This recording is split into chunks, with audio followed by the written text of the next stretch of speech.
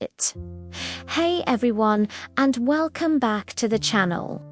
Today, we're diving into a truly bizarre and wonderfully strange fairy tale from the Brothers Grimm. It's called Herr Korbes, and trust me, you've probably never heard a story quite like this one.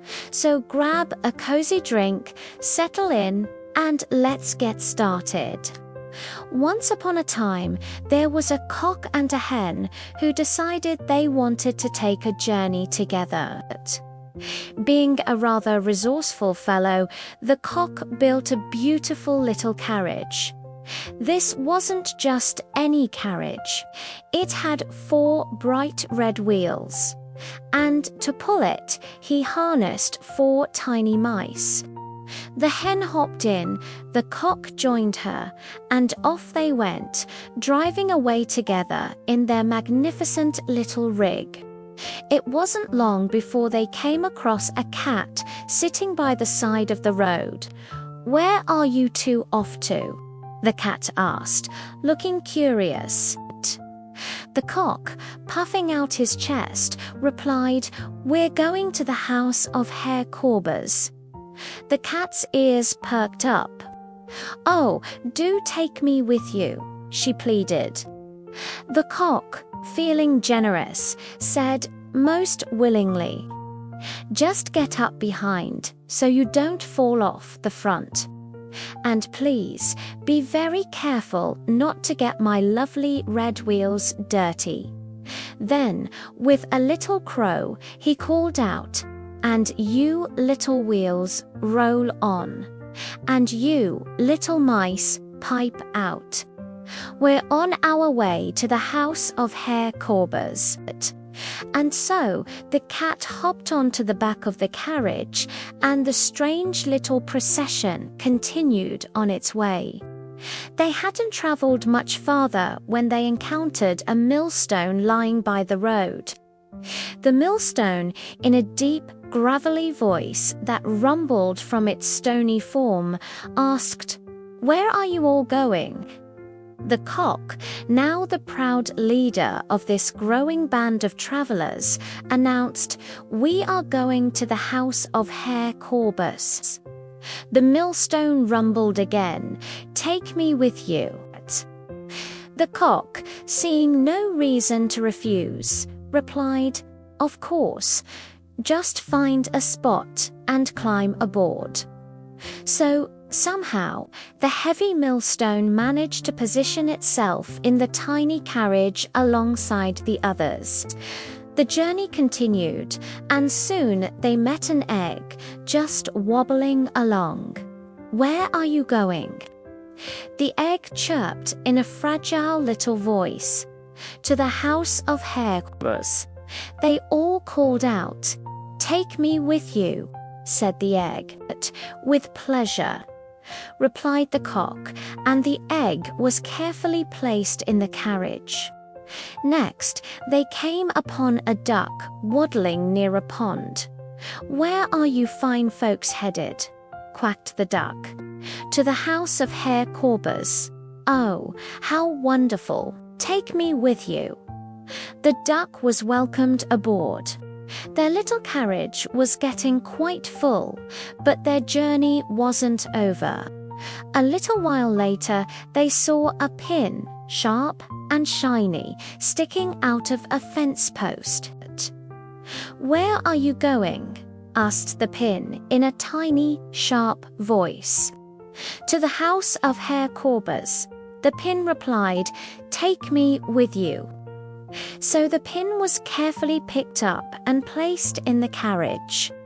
And finally, just as they were nearing their destination, they found a needle lying in the dust. "Where are you going?" the needle asked, its voice as fine as thread. "To the house of Herr Korbes." They all cheered, "Take me with you," it requested, and the needle joined the peculiar crew. At last, the carriage packed with a cock, a hen, a cat, a millstone, an egg, a duck, a pin, and a needle pulled by 4 mice arrived at the house of Herr Korbes. But when they got there, the house was empty. Herr Korbes was not at home. This didn't deter them, though. They had come all this way, and they were going to make themselves comfortable. They seemed to have a plan. The 4 little mice unharnessed themselves and expertly drew the carriage into the barn to hide it. The hen and the cock flew up to a high perch, finding a good vantage point to watch over the scene. The cat, being a creature of comfort, went straight to the hearth and curled up by the cold fireplace, blending into the shadows. The duck, naturally drawn to water, found the well pole in the yard and settled herself upon it. The egg, meanwhile, carefully rolled itself up inside a folded towel that was hanging in the kitchen. The pin, with a little hop, stuck itself right into the cushion of a large, inviting armchair. The needle, being very light, jumped onto the bed and buried itself in the very middle of the fluffy pillow. And finally, the large, heavy millstone was somehow lifted and positioned precariously right above the main doorframe. With everyone in place, the house fell silent. They waited. Sometime later, Herr Korbes came home. He seemed tired and went straight to the hearth, wanting to light a fire to warm himself.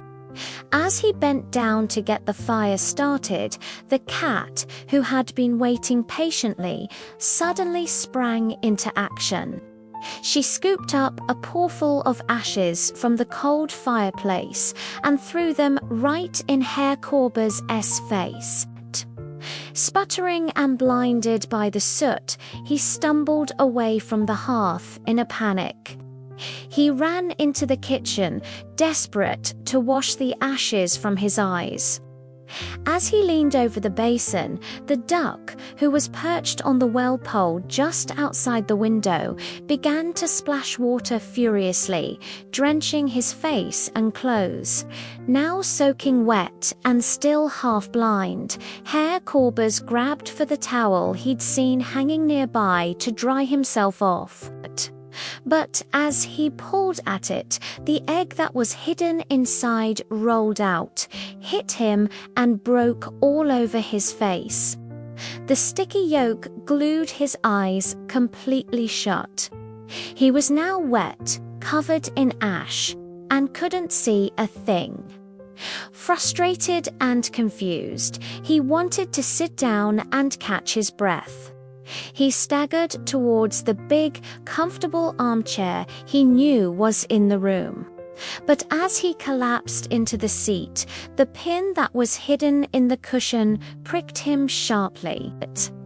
He leapt up with a yell, now in a complete rage. This was too much. He stumbled blindly towards his bedroom, furious and in pain, and threw himself onto his bed, just wanting to escape this bizarre series of attacks. But as his head hit the pillow, the needle that was hidden inside pricked him right in the cheek. That was the final straw. Screaming in pain and fury, Herr Korbes decided he'd had enough of his own house. He was going to run out into the wide world, away from whatever curse had befallen his home. He charged towards the front door, still unable to see. But as he burst through the doorway, the millstone that was balanced above it came crashing down, striking him on the head and killing him instantly. The story ends with a single, simple line. Herr Korbes must have been a very wicked man. And that's it. That's the story of Herr Korbes. We never find out what he did to anger this very specific group of animals and inanimate objects. But clearly, he did something to deserve this incredibly elaborate and coordinated revenge plot. It's one of those wonderfully grim tales that leaves you with more questions than answers. What do you think Herr Korbes did? Let me know your theories in the comments below. It's a short, brutal, and utterly fantastic little story. Thanks so much for listening to this strange